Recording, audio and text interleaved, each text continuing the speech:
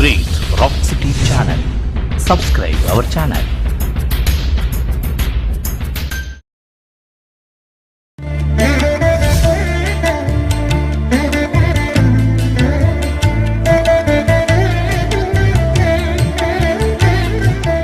வணக்கம், வந்தனம். நான் உங்க சுந்தரம். உங்களுடன் 3 நிமிடம் என்ற இந்த நிகழ்ச்சியில் இணைவது ரொம்ப மகிழ்ச்சி.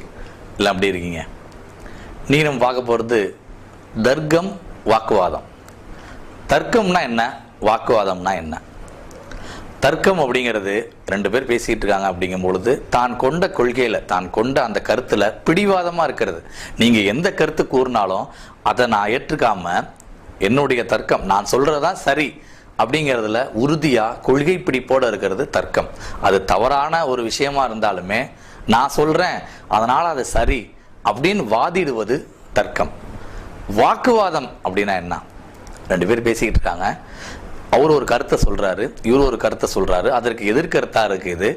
அவர் கூறிய கருத்துக்களில் இருந்தே இவருக்கு தேவையான வார்த்தைகளை எடுத்து பத்தியா அப்படின்னு ஒரு மேற்கோளை காட்டி இதுதான் இப்படி அப்படின்னு சொல்லி இவருக்கு அந்த வார்த்தைகளை இவருக்கு தகுந்த மாதிரி தன்னுடைய வாத திறமையினால மாத்திக்கிறது வாக்குவாதம்.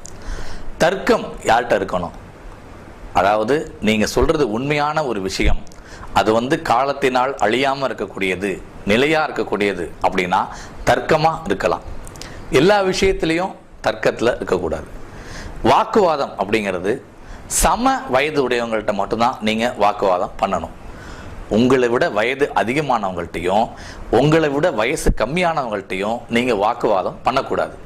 உங்களுக்கு சம வயது உடையவர்கள், சம அறிவு உடையவர்கள், சம கல்வி உடையவர்கள், உங்களுக்கு சமமாக இருக்கிறவங்க யார் இருக்காங்களோ அவங்கள்ட்ட மட்டும்தான் நீங்கள் வாக்குவாதத்திலே ஈடுபடணும்.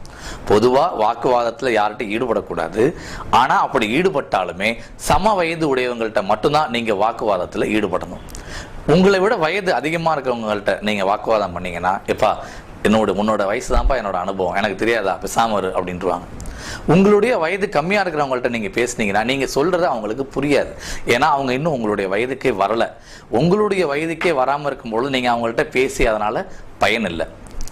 அதனால் தர்க்கம் எப்பயுமே உங்களுடைய கருத்து நிலையாக இருந்தால் மட்டும்தான், சரியாக இருந்தால் மட்டும்தான், உண்மையாக இருந்தால் மட்டும்தான் தர்க்கம் பண்ணணும்.